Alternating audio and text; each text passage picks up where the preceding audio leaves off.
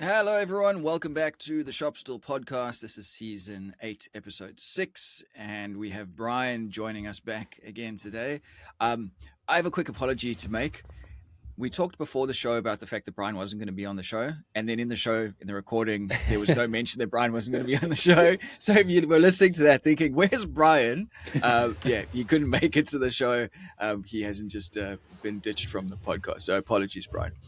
No, you can try to get rid of me, but no, I'll keep coming back. It was a good chat. I had to listen back to it. Yeah. What a fascinating world that is. That's a whole different ball game. It's like just fast turnaround, get it done, make it perfect, and tear it down. Geez, when Joey's talking about fast turnaround, you know it's fast.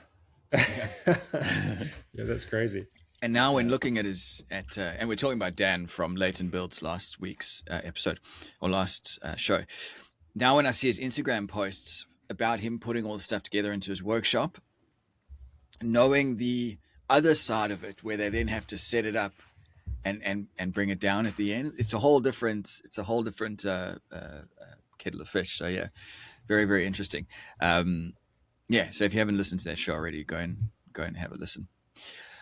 I have finally, and we talked about this a month ago, I finally have myself a brand new domino, and I've been able to use it once. Nice. I've got a project coming up, and we've talked about it a few times, this glass and timber cabinet, and that's pretty much the reason I got it, is I think it's going to make putting that together a lot easier. But I used it once to do a big panel glue up. Yep. I could see the value in it, but I just wanted to check something with you guys. So I'm laminating 2 long boards together. They didn't meet up perfectly flush on the surface. We're talking like 0.5 mil out. Am I doing something wrong with the domino? Probably. There's like it could be it could be a few different things. It could be that your edge isn't square. So if the fence, if you imagine the top part of the fence is sitting flush on the surface, but the edge to it isn't 90 degrees, it could be putting the domino in at a slight angle on one side, and then when it connects flush with the other, that could leave a slight step in it, but it should be totally flush. What sort of spacing were you allowing in between the dominoes? So I didn't put in very many. So I put in 5 across a 2-meter span. Yeah, that's plenty. Right. Plenty. Oh, is that okay? I didn't think that was enough. No, The other thing as well is I had the setting on the domino. So you got those 3 spacing sets. 3 widths. The 3 widths. So does that affect the width or the height as well, or is it just the width? Yeah, only okay, the width. So I thought maybe. usually so when you're one doing is tight, and the other one is slightly looser, especially for panel glue ups, because then it doesn't matter about being so accurate. You can just smash in the domino and go for it. The easiest way to do those long laminations, Robin, if you pick dominoes at one end and just do 2 of them that are tight, on one tight on each side, then select one board and run them all tight, and the other board and run them all on the medium setting. That's the easiest way to do it, because it gives you a reference where they're not going to slide about. Like say you're short on length and you want to be careful, or you want to make sure that you're not, when you go to trim them to size, that you're not cutting through one of the dominoes. You know exactly where they are. So mark them on the top so you can see that end one. But yeah, it's really, really, that's one thing. I think the first time I used the domino that I stuffed up was not transferring the reference of where the domino was located. So when you're say you belt sand or orbital sand the top, and then you sand off where your dominoes are marked, and then you cut through them. So just make sure you transfer it onto the outside edge before you're doing any cuttings to size. That would be my tip of the day. Yeah. Something that I still do with the domino when I'm rushing, and get the same problem, and even worse that you had, Robin, is that you don't seat the fence properly on the flat of the board. And because of the way you hold the domino, kind of like holding a pipe, it's very easy to have your elbow tilted up, and it feels like the far end of the fence is touching the board, but the business end where the cutter comes out is up slightly. and it feels like it's in place, and you drive it in, but actually you've held it just a little bit, and then you get the unevenness of depth of cut. Which goes back to what you were saying, Brian. If the edges aren't 90 degrees, you're essentially creating. And I guess once that bit drives in, it's now locked on that angle that you've inserted it. Pretty much. If it's a really, really hard timber as well, you want to make sure your feed rate that you're pushing in is slow enough to clear the chips and to allow the bit to actually cut it, because the same thing could happen. If you go fast, it can ride up slightly, and then you get a sloppy fit with your domino. So it's not at the angle, but it's sloppy. Yeah. It's amazing. It's amazing how much, like, it's marketed as such a, impossible to mess up tool, but just on those 15 cuts or whatever I did, by the end, the dominoes were going in tighter. Right. You can improve on the cuts so much, which I didn't think was even a thing with it. And even just that initial bite, especially on hardwood, the whole domino can wobble side to side a bit, and then you get an even wider cut than you have it set to. It's just a bit wider than you wanted it, and that's to do with feed rate and pressure and all these things. Yeah. And you've got to learn, like, as well. Sometimes, the way I said about one side tight and one side loose. Sometimes I actually find that I'll do the one tight one to get my alignment on one edge, and I will do loose dominoes on both sides. Yeah. Because the tight ones, you get way more glue squeeze out, and sometimes if there's any fragment or something, like fragment of chip or whatever sitting in the bottom of the domino pocket, when you come to clamp it up, it's usually if I was doing a larger glue up, that's when I would do it. But just allow myself that little bit more play. If I'm just doing two short boards together or something, I'll do that tight on one side and loose on the other. Massive, like say I'm doing maybe 4 boards at once, long ones, I'll do them wide on both sides and just have a tight one at one end. Yeah. Does that make sense? Yes, I can't see the huge value in using the tight setting, because there's so much glue surface. I mean, maybe from an alignment perspective, but from a glue strength perspective, there can't be that much in it on the edges of those dominoes. Well, it's not so much the edge, because the glue surface is mainly the flat one, like that's the larger one. But if you're using it because you're effectively using it as a biscuit jointer, it's just an alignment thing.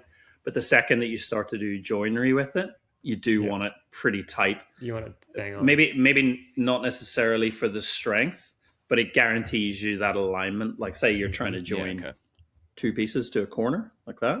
If there's any slop in it, it moves up and down as you're clamping. Oh, right. So when you're clamping and pulling it in, they're going to want to slide all over the place. Imagine if you're putting a chair together, the last thing you want is one of the mortises to be too wide. And as soon as you clamp it up and you think, oh, I'll put a domino in, it must be fine. But it's like 6 mil out because you've got this wider mortise. And then suddenly it's not square and you're up shit creek. Yeah. Well, we'll see. I'm super excited to use it for this next project. Everyone talks about it being the bee's knees, so hopefully it's going to save a lot of time. Well, I mean, it will save a lot of time, but hopefully my inexperience with it will still translate into some. We'll come back to you. We'll come back to you in 2 years and see if you regret the purchase.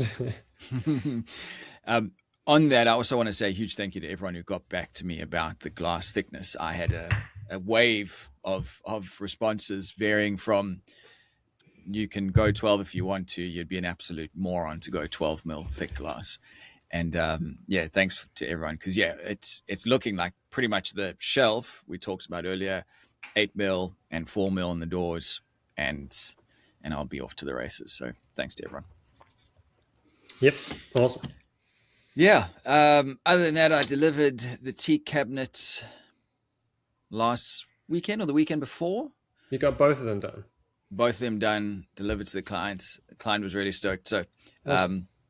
I haven't posted the picture yet of where it is, but essentially it's in this guy's office underneath his desks. Yeah. And so you can see why I was a bit sad about the fact that, this beautiful teak is going under a desk. But when I got there, the client sort of said, thanks for sending us the pictures. they're beautiful. We're going to try and find somewhere else in the house to put these. Oh, okay. Because, Cool. which was like, that's cool. That's the compliments I need. I can walk out of here happy. Yeah, I feel like you guys talk to me sometimes about doing stuff quickly, but I feel like, Robin, that you smashed them out pretty quickly. I feel like they were just kind of suddenly finished. Yes, it was for me anyway, relatively quick. I did turn around a bit quicker. The design was very simple, so the only holdup was really was me being apprehensive about making a mistake because of the cost of the material. So if it wasn't for that, it would have been pretty quick. And I think, Joey, you would have turned it around in a couple of weeks as well, because the design was so simple and so straightforward. But this is your experience building as well, Robin, because 2 years ago, 3 years ago, what you would have considered a simple design, you still would have stared at it and gone, "Oh, where to make a start?" Yeah. Whereas it is just trusting your own abilities and just giving it a crack, and it was really fast. Yeah, 2 months. It was been such a nice project because I set myself 2 months. I finished it in 5 weeks. Yep. And because of the profit margin, I was paid for 2 months, and I knew that those 2 months were covered. Awesome. And so to finish in that 2 months, I've got a target income that I'm looking to achieve per month. That's, I'm not there yet because I don't have the consistent work yet, but I want to be making a certain amount per month. So I set that amount for this project for 2 months. I had a 2-month block to work on the project, and I got it. And I just, that's the way you want to be working. It's just such a nice way to know that the next 2 months are paid for, and so you can just relax and just do the job. It's great.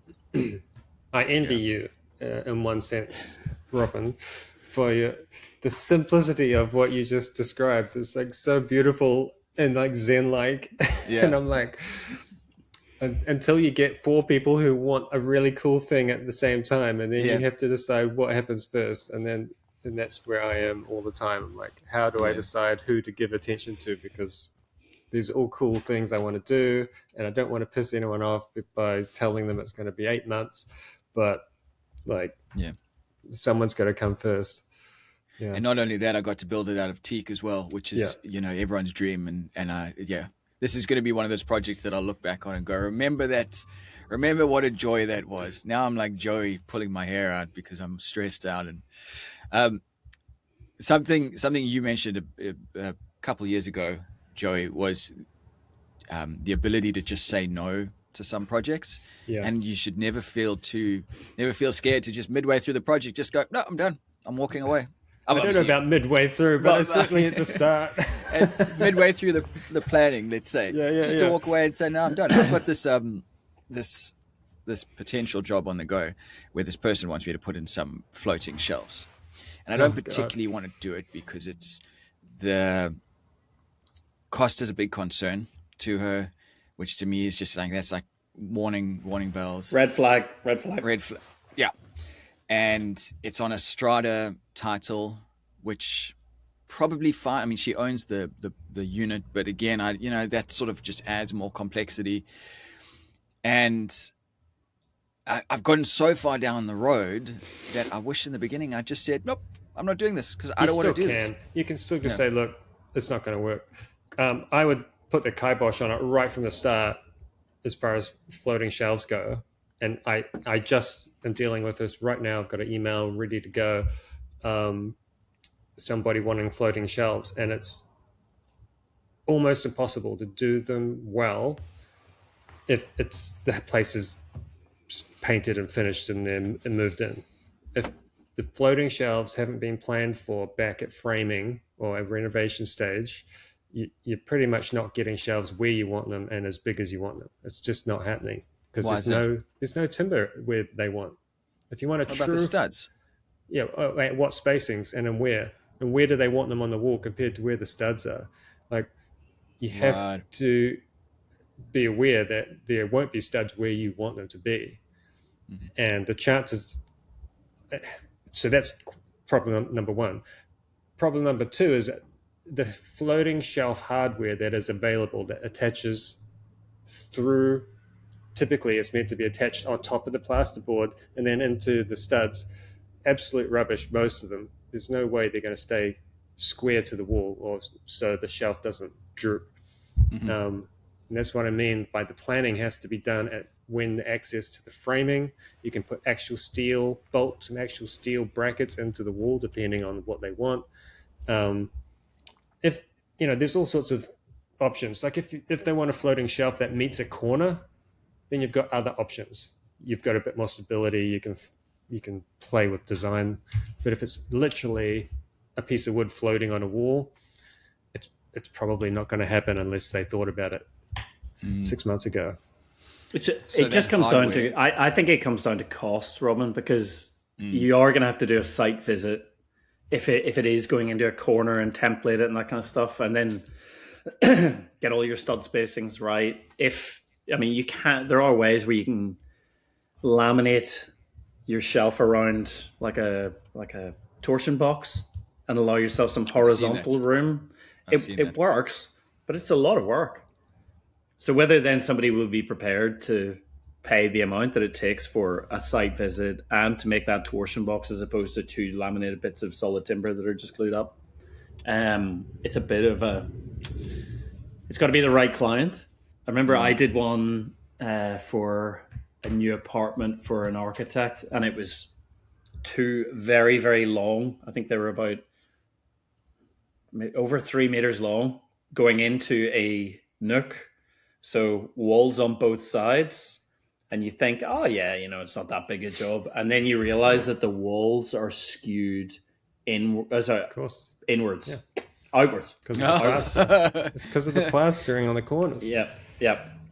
So you've then got to find a way to tilt it in, and you've got to allow yourself enough tolerance. So I had to make some pretty serious templates for that job, and that was a 2-man job, and tricky at a 2-man job. Like the install for that was half a day, and it's like, who's going to pay the money for it? Very, very few people. So yeah, run a mile from floating shelves, unless I would say if they're not touching a wall on either side, and you don't need to template them to get the shape right, and you're doing another job for the client. So say it's a cabinet with floating shelves above it, or even if you're doing a vanity or something for them, so then there's a dual, I don't know, I just wouldn't take on just a floating shelf job. It's too small. And so glad you guys are saying that, because everything you've just explained is what I've been sitting with on it. And and that's why I say I've just been so nervous to get into this.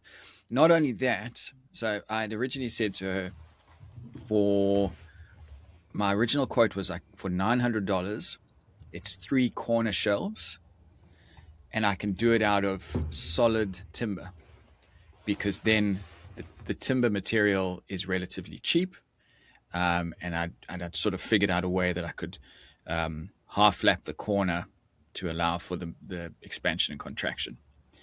I then, Joey, with the brackets, huge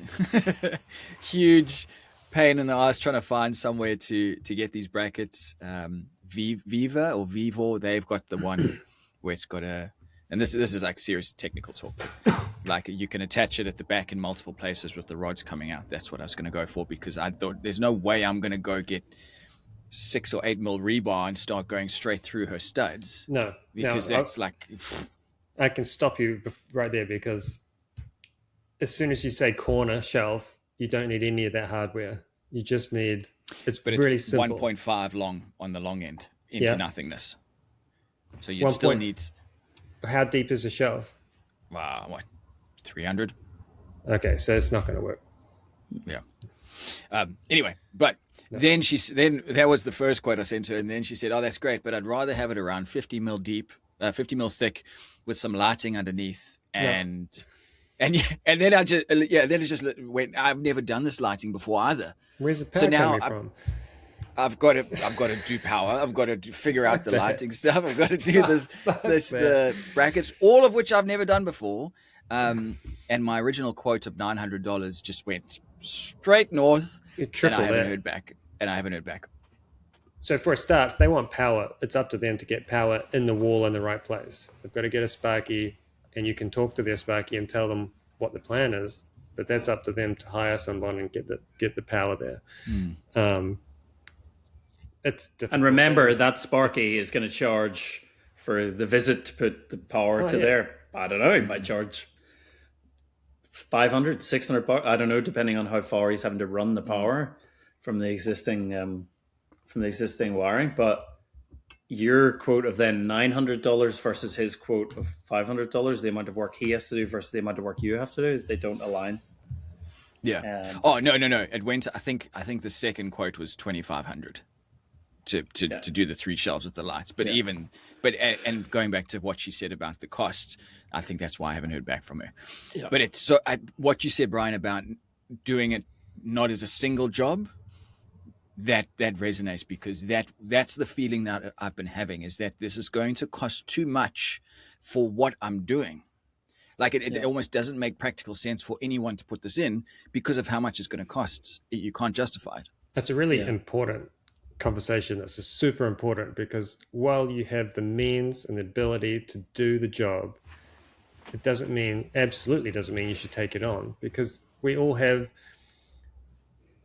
like, it's pretty common to come across when you want to buy something, there's a minimum order of quantity that you buy the thing. You can't just buy the one thing, because it just doesn't make sense for the company. So often it's 1,000 or whatever it is you're buying. And that's where it becomes profitable. And there's a point where pretty much anything under 20 hours of work, it's not profitable it's not profitable for you at all. And the cost of the job versus the size of the job completely blows out for the client. It just doesn't make any sense until you start to get to bigger things. Sometimes if the client really wants the thing, they'll pay whatever they want, whatever they need for it. But often that's not the case. I would say, Robin, I don't know whether you've considered doing it, but maybe work towards, by the end of the year, having a minimum order amount for a bespoke commission. Now, you can still make, if you have existing designs, your tables or stools or whatever, you can still make those because they're fixed costs, right? You know how much timber, how much labor, how much time, the profit margin. So it's fine to sell them for under. If you want to sell a stool for $200, $300, that's fine. But a bespoke order, I would say, if you could get to having a number in mind that you want to work towards by the end of the year, and you're not going to touch a job under that. You're not going to take them out of pity. You're not going to take them out because it's an old grandma asking for pot stand, but really get nailed on about it. I didn't do it for years, and I wish I had. And I would say if you can target even $1,500 to start, with the idea of moving to $2,000, it will clear out a lot of that work and free you up to do jobs that are profitable. Like Joey's saying, there is a point where there's not money in it. I've just learned that this exact whole situation leads into the same kind of thing where and we've talked about this a bit, your price now kind of sets the tone for your business, right? And what you charge. And I just got contacted by a client I have no memory of, and I had to go way back in my files from 10 years ago. I apparently built them a kitchen, and it was one of the first kitchens I ever did, out of all plywood, completely backwards the way I did it, but got it done. The whole kitchen cost them $7,000 plus GST. Good luck with this conversation. And so he comes back to me after 10 years and says, I want to finish the project. We didn't have enough money to do it all at that time. Now we want to finish it off. I need all these other bits of built-in furniture in the birch plywood that he used for the kitchen. Yeah. Well, birch plywood is 4 times the price now. Harder to get. And everything is quadruple. I think anything he wants is going to cost him more than his kitchen. What would you have said, in hindsight, that $7,000 kitchen, if you were doing that now for the same client? Oh, well, How much? so it's a bit tricky because of what he wanted. Everything was plywood and it wasn't that big, but it probably is more in the $15,000 range for what he wanted. Yeah. So essentially double. Yeah.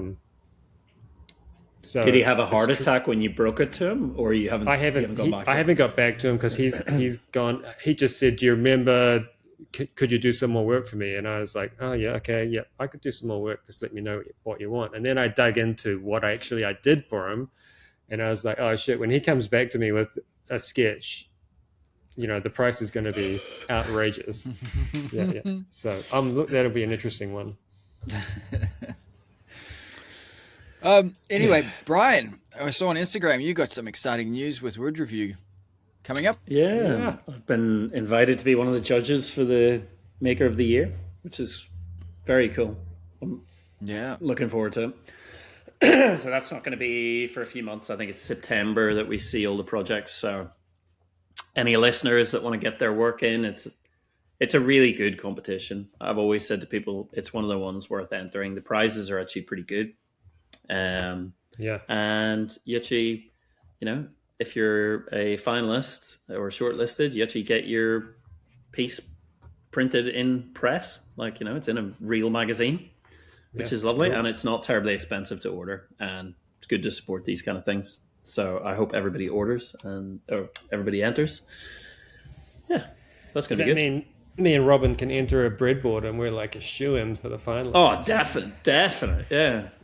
Joey Chalk original breadboard. I don't know if you saw it, Joe, but we actually got a shout out in the Wood Review message. Oh, do we? Yeah, the podcast got a little plug, which I was quite excited. I didn't realize that Wood Review and the Maker of the Year was equivalent to the Shop Stool podcast. It's a nice little. I tell you, maybe it would be a good thing after the judging is done and the awards are announced. Maybe it would be a good thing to get a few of the other judges on and we can talk about it on the show and sort of elaborate on why we picked the pieces that we did. And that would maybe be a fun thing to do. I haven't run that. That literally just came to mind just then, so I haven't run it by anybody. But do you know who the other judges are? Or I do. Yeah, no, I can list them. Just talk amongst yourselves, and I'll get the list. I didn't know who everyone was. So, so we know Laura McCusker's obviously there. Just let me get 1 second. Paul Barton, Tasmanian furniture maker. Who else have we got? There's 6 judges. Kate Stair, visual arts. We got Jono Everett, Everett Creative. I don't know whether you follow him on Instagram. Brilliant furniture maker. Laura McCusker, and finally there is Rasmus Fennon, Copenhagen based. It's a good mix of judges, good mix of backgrounds. So I'm looking forward to that.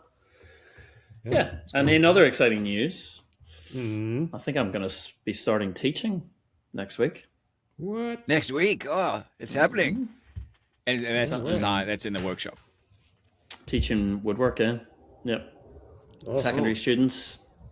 Just waiting on the final approval of my permission to teach from the Victorian Institute of Teaching, and then it's going to be straight into it, really. That seems like it's come around quick. It has. So, I haven't completed my degree, but with the shortage of teachers that they have, there is dispensation where the schools can apply for the right candidate to get permission to teach, and you have to provide. It's been an admin wormhole, but there's I'm finally getting towards the end of it and just waiting for them to approve it, and then I'll be 3 days a week teaching, and the rest studying in Sawdust Bureau. So it's worked out really nice. And you've had up until this point, you've already had some in classroom experience. Yeah, I've had one placement. Yeah, but this is comfortable? Deep end stuff. Were you comfortable with the 60 eyes looking at you? Well, we're not quite 60. 20, I think it's 24 to 28 would sort of be maximum class sizes. Yeah, I had done a bit of year 12 teaching before in visual arts. It's obviously a bit different when it's in a workshop, and they're going to be slightly younger kids, sort of up to year 10 in there is where they have actual woodwork, and then it becomes VCE. Product design would be the subject where they'd be making furniture beyond year 10. Right. I'm ready to see what it's like. Yeah. And you're going in as the teacher, or you teacher aide? The teacher. Oh, right. Cool. Yep. And then does that mean are you employed at the school or by the department? This is a Catholic school, so it's an independent school. Okay. Yeah. So you'd be employed by the Catholic Education Department. Yeah. And it's super close to home. It's literally so good. the other side of the forest that you can see behind me. No way. That's great. awesome, man. So like walking distance? Ride your bike. Ride your bike, yeah.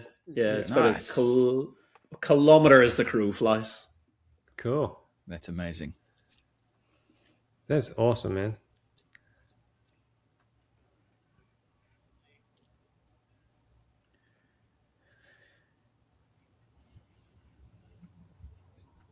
Yeah. That I was making one of those, so he's getting ready to retire, so I'll get like a 6-month overlap teaching with him, and then he's going to be putting his feet up next year. So yeah, it's really exciting. I'm buzzing for it, and still getting a few things done in the workshop. I've got what am I working on? I'm working for a friend of mine who is building an off-grid house. He's a builder, so he's built it in the forest on the other side of Bunninyoung, and the house is literally built from trees that he's cut down on the site, milled it, dried it, built a solar kiln to dry it. So every bit of timber is from there, which I love that. Is that actually doable legally? Like, because you could not do that here. It is legal to do it here, yeah. I mean, he just has to it'll have to be signed off by a building surveyor at the end, a building inspection. But yeah, if it's dried. The timber quality. Yeah. Here, everything has to be certified to a minimum treatment level. And I think you couldn't do it off. I think as owner builder, you're taking on a lot of the liability. You could probably do it as an owner, yeah. So it comes on your own insurance. I think you would struggle to do it as a builder for a client on the site. I'm not too sure what the regulations are. But he's had a solar kiln for a couple of years now, so he sort of knows the process. The wood that he's got, I'm making stair treads and landings and things like that out of it, and it's awesome. Dry. It's nice. So cool. That's been fun, and it's all rough sawn. Like I said, I'd usually work with dressed all round, so it's been interesting working with rough sawn again, and it ripped my bandsaw apart when I was resawing the other face of it, but never mind. It's taken one of the tires off my bandsaw, which were the original ones that were on the bandsaw. Okay.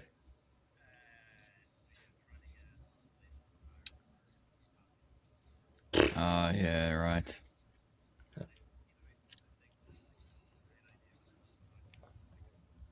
In the flywheel to keep the tire on, but it's then how do you get a replacement tire with a groove in it? So I found an alternative, and it's on its way from America. Oh, sweet. Cool. So, yeah, that's what I'm working on. What about you, Joe? Okay, so a couple of things. So, I just finished installing this big old kitchen, which was a bit of fun. I had a couple of days on site and down in Auckland City, spend the night at a fancy old 150-year-old hotel, and so that was kind of a bit of fun. So that kitchen was pretty cool. The lady actually asked for hand painted with a brush. She wanted it to look like it, because they're renovating this old villa, which is 100 years old, and she wanted it to look like it was original. Handmade. Cool. But I was like, brushing it was a step too far for me. I was like, I don't think I can brush it, but I was I certainly don't think we can be friends. yeah, I'll certainly hand roll it all for you, and it was going to look, it's not going to be perfect. And then the whole lot was plywood and solid pine, every part of it. And so there's grain sticking through the paint everywhere, and so that was a bit of fun. Were you happy with the end result? Yeah, and it looks great, even if it wasn't in that setting. I think it looks great. I really like a real.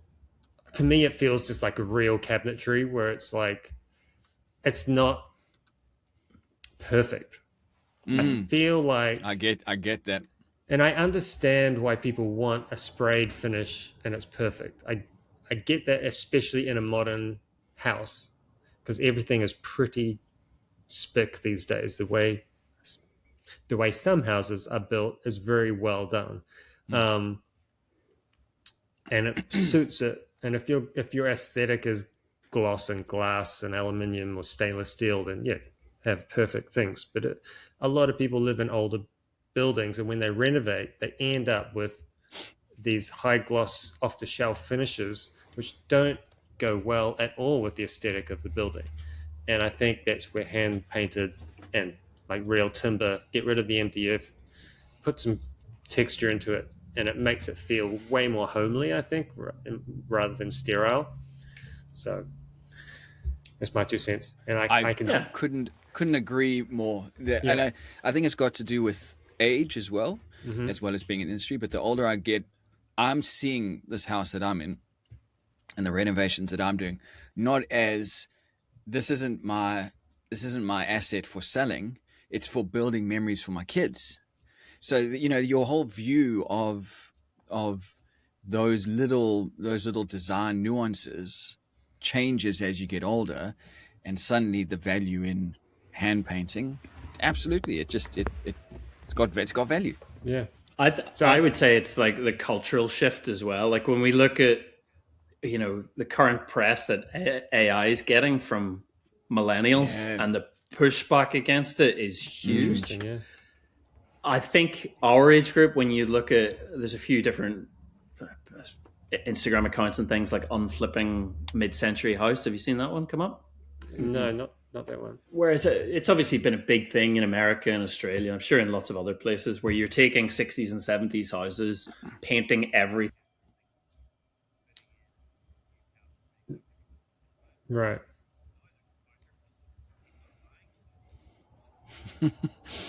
People are weird. Putting People are brown weird. cabinets in. I love that. Yeah.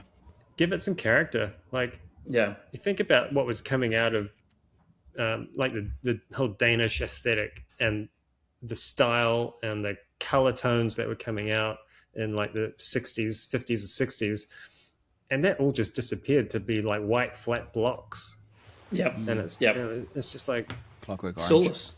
It's fine. I over the school holidays, I went away with my family and stayed in a house in Kyneton, and it was an old bluestone house that had been extended. It was quite a small bluestone, maybe, and it was 150 years old, 160 years old, and had been extended, filled to the brim with artwork.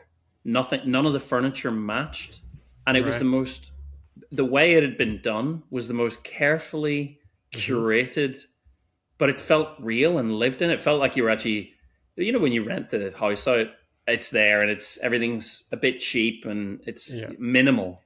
This was the opposite of it. It felt like you were actually staying in a family home, and it was so nice to have that experience of a family trip away.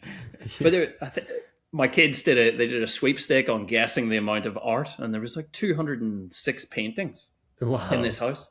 It was incredible. Awesome. But yeah, really just cool. That reverse feeling of going and staying in a really architectural, bright, white, clean house versus something. Yeah. So I think we also have to be careful that we are falling back on nostalgia, because we all grew up in the 80s and 90s where there was golden pine cabinets everywhere filled with junk. And personally, there's a warmth to that for me. Probably not because it's good design, but just because it feels familiar.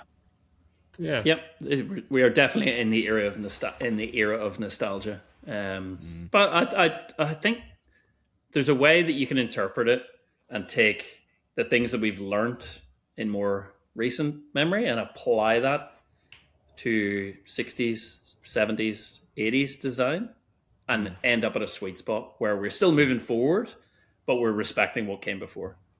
Yeah. Yeah.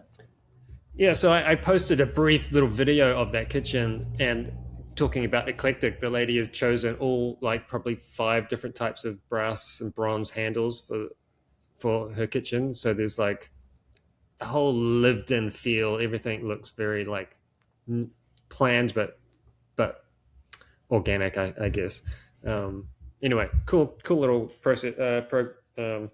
What's the word I'm looking for? Project. So over the course of this podcast, however many years it's been, I have harped on and on about never wanting to build the same thing twice. And I just hate having to do the same thing. And a couple of episodes ago, I mentioned skateboards. Well, I'm like neck deep in skateboards, and I'm about to be making hundreds and hundreds of the same thing over and over again. And I love it. The idea of doing skateboards is so different to me than anything else. And I'm really excited about it. Something I used to do as a kid, and now, knowing what I know now about how to make and produce things, I've streamlined the whole process so optimally that I think it's going to be a fun little project. So, Is there? Can I make a suggestion? Going to be marketing around it? Like, is there going to be a website you're going to sell from, or is? Yeah. So back in the day, I marketed everything as chalkboards, and so that is what we're going to go with. Everything is black and white, and we've already set up a store, and we're just working our way through how to actually make it look good. And so we'll just sell direct to the public and ship stuff out. What was your suggestion, Brian? Are you filming? I probably will. I've started an Instagram for it, and I'm just slowly putting little bits and pieces on.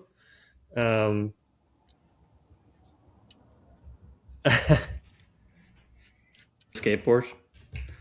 The problem 100%. is, I'm so with you. I'd pay for it.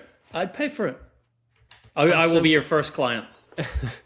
I'm so with you on it, but it's unfortunately on this side of the planet, getting the materials and the setup, it's not easy. Like, but you're not selling to people who are paying for your Patreon on this side of the planet necessarily. No, that's true. North America would be your biggest target market anyway, and if that's where you're buying the videos from, or where they're ending up in the market. And you're also not necessarily selling to someone who wants to make them as well. That's the same true. reason we watch F1. None of us are trying to drive F1 cars. Yeah, there's two a different lot markets on the internet about making skateboards, but I want to see you do it. Yeah, well, that's true, and there's nothing quite like how I do it either. So I've looked, and so I started making skateboards in 1998, completely ignorant to what to do, and 20-something years later, I fully grasp every aspect of it, and I've studied that whole time. I've studied whatever the big companies would show you. Back in the day, you'd get these little 20-second snippets on skate videos of like behind the scenes in the big factory, and you'd like pause it and go frame by frame, like, oh, they've got that machine in the background and there's a guy over there doing a thing. And so you'd work out how the factories were doing it, and then you'd kind of take that and downscale it. And now I can pretty much do the same thing at a really pretty high level. So we've made a couple of samples. The place where we've ordered the veneers sent us a couple of sample packs to OK before we get the whole pallet load. And after I press a board, I can have it ready to skate in 5 minutes. So it's like a quick process. Like once So the you get machine's drilling. set up, So you get drilling, trimming, rounding over. And the glue's And cured in that time? no, the glue that once it's out of the press, it's out of the press. Oh, so when you say after the press, you Yeah. mean so the glue dries in the press? Yeah. Gotcha. Take it out. Gotcha. Ideally, what you'll do is you press it for the minimum amount of time, take it out, and then leave it for at least a day to just cure properly, and then you can start working on it. Depending on the glue, some factories actually just use Type Bond 2 and they leave actually the the factories use Type Bond too. Some of them do, and they leave their boards after they're pressed. They leave them for 20 days to cure. And I've seen one particular factory with moisture meters making sure, because that PVA is mostly water, they're trying to get them dry enough that they can then make them into a skateboard, and it's not just going to sag. So anyway, I don't use PVA, so it's not a problem. All right. If any listeners out there want to learn to make a skateboard, Patreon set up by Joey, start hounding him on Instagram, because I reckon it would be an absolute winner. It sounds fun. So the biggest issue, so the actual making of the skateboards, I have down pat. I'm pretty sure. Touch wood. I've got everything like nailed. The biggest, I'm like neck deep in this learning curve of screen printing, because actually getting a printed graphic full length on a skateboard is nightmarish unless you want to invest. Probably I'd have to probably spend 20 to 30,000 to have the machinery to put like printed, like a heat transfer, essentially. That's how they do it. But they're not as good as old-fashioned screen printing, where you can actually feel the layers of ink on the skateboard.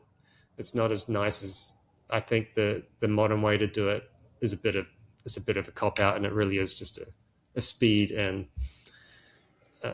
thing, really. And it means you can have really accurate printed graphics, but they don't last the same, and it doesn't feel the same to me.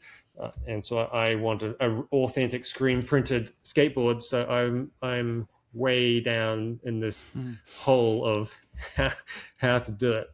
And so we're using the height of secret skateboarding technology from 1991, which was to make a silk screen which has bent the shape of a skateboard. And that was super secret. It kept secret for a decade of how they actually made these screens to bend them. So I've started making my own screens and tensioning them and working out how to put emulsions on screens, and it's a whole thing. Having a dark room set up, and yeah, that's crazy. Can you not do vinyl wrap for the underside of a board? Is that a you can. It's actually pretty slow. I bought a vinyl cutter because that's what I was going to do. So I've got a vinyl cutter. We did some tests, and it's pretty time consuming to cut the vinyl. It's pretty expensive, and it takes quite a bit of time to get the stencil or the sticker on the skateboard exactly where you want it. You're talking about $12 a sticker, even if I make them myself. And your boards are what, if I remember correctly, were you saying like $40, $60 for a board? It's veneer wise, it's going to cost me $30 a board just for the veneers. So I'm actually be selling them for more like $150. Right. So that was just the cost of the veneers. All right, gotcha. So yeah. That's what printing. That's pretty good, man. Well, it's we've done a lot of market research. 150 New Zealand dollars is about 30 Australian dollars, so that's an absolute bargain. That's the one. It's like nothing. Yeah, so it's funny. Skateboard prices have pretty much been static for the last 26 years. Like $150 was the cost of a skateboard forever. Wow. And it's still the cost of the best American skateboards. And they range up to $300, depending on what you want to buy. So I think coming in at 150 is going to be about right. And it's also that whole thing of the market that you're aiming for. You're not going for the people who are trying to save every penny. So $150 to the upper end of the market that's very reasonable. Yeah, and we're also not trying to make a living from this. I don't think that there's still enough money in skateboards to make a living, but it's certainly a nice little side piece for me. Yeah. To tag along with what I'm doing. So, especially if you're passionate about it.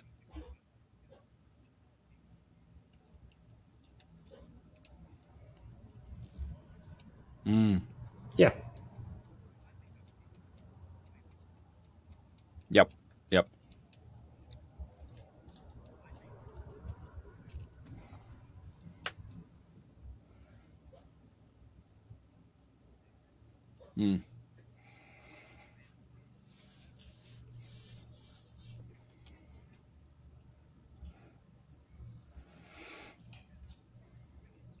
Yeah. Yeah. Yes, I agree. The only thing I think would struggle is that the target market potentially wouldn't have access to the cash they needed on the day at the time. They're all kids. It's it's the parents. That's right. Yeah. With the insurance to cover it. Yeah, I agree. Yeah, the parents are the money keepers there, but yeah.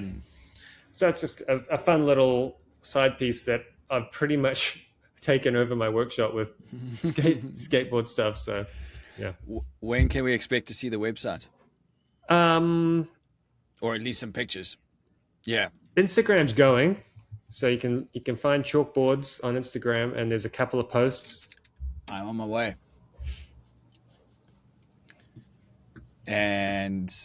But in terms of selling, we want to be up and running for spring. I think my veneers it's probably _NZ. Yeah, I think so. 2 words, chalkboards? 1 word, I believe. Okay. There it is, followed by Sawdust Bureau. That's the one. Nice. And so are these pictures of the new boards? Everything on there is new stuff. Okay, cool. But I did pull out all my old graphics from back in the day, and so started working through if we're going to reissue some of the old boards and stuff. So that's fun. That second post that you've got. Yeah. That second post that you've got with the Anarchy A. Oh yeah, yes. That takes me back a few years. Yes. That was the whole premise. Yeah, the whole premise of chalkboards back then. I was 16, and it was just all punk rock and Funk Authority, and so the whole thing was that. And so we're gonna do a slightly tamed down version, but still very much against the All Authority type of vibe. Yes. That's the brand. That's the one. I saw one of my friends sent me a video of I think it's Fat Lip by Sum 41. Yeah. Becoming a member of society or something like that, and it's this guy in a suit, and he's shaking his head because he's I turned out exactly like what Sum 41 told me not to be. That's funny. Yeah, so we are planning to be up and running for spring, this summer. Yeah, cool. That's exciting. Yeah, well, let's keep an eye on that. Yep, cool. All right, let's leave it there for now. Just one quick plug before we head off. Just a reminder that if you do want to donate to the show, there is a link right at the bottom of the show notes, which any donations do go straight into the show and they stay in the show. So anything is appreciated. We do still have a few people donating to the show, so thank you to them. And that'll be it for this week. Awesome. Cool. All right, guys. Take it easy. See you next time. See you guys. Bye.